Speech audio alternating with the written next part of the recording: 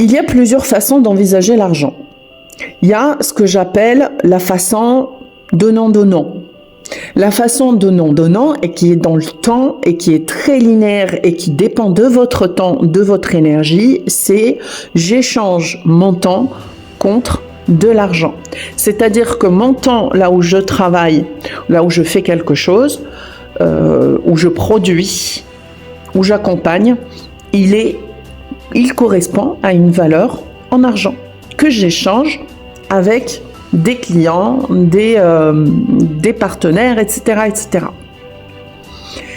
Et du coup, ce temps et cet argent qui sont reliés par l'échange fait que ma base argent est dépendante de ma base temps. Et comme j'ai un temps qui est limité, forcément dans une journée, dans une vie, du coup, je vais limiter mes revenus en conséquence. Il y a une deuxième façon de regarder l'argent et qui est la perspective de l'investissement.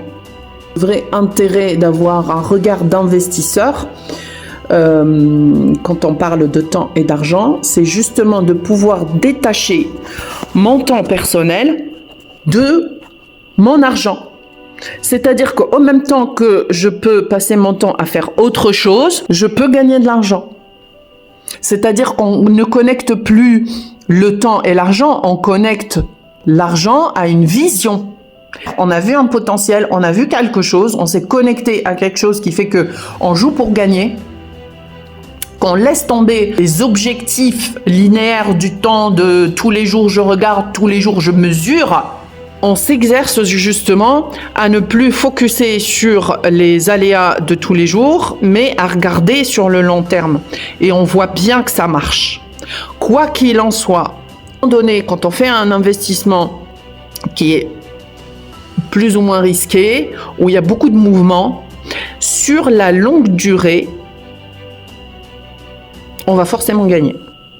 Troisième façon d'appréhender justement l'argent, et qui est une autre façon, et complètement du coup déconnectée du temps, qui est l'argent magique. L'argent magique est de l'argent qui n'est pas du tout prédictible. Parfois, il n'est même pas dans le champ des possibles. Il vient de nulle part. On ne sait pas expliquer comment on a fait. C'est-à-dire que si on refait, qu'on rejoue le processus avec lequel on a gagné cet argent-là, on a du mal à le reproduire. Ça peut être par exemple quelqu'un qui met en place une offre et tout le contexte, toutes les planètes étaient alignées pour qu'à ce moment-là, il y ait les bons clients qui achètent, il y ait les bonnes personnes qui viennent dans l'univers de la personne. L'offre, tout le timing, tout est parfaitement aligné. Bam, l'argent rentre. Et après, la personne, elle veut reproduire ça les mois suivants et elle se demande pourquoi ça ne marche pas. Ça, c'est parce qu'on est entré dans ce qu'on appelle the God Zone.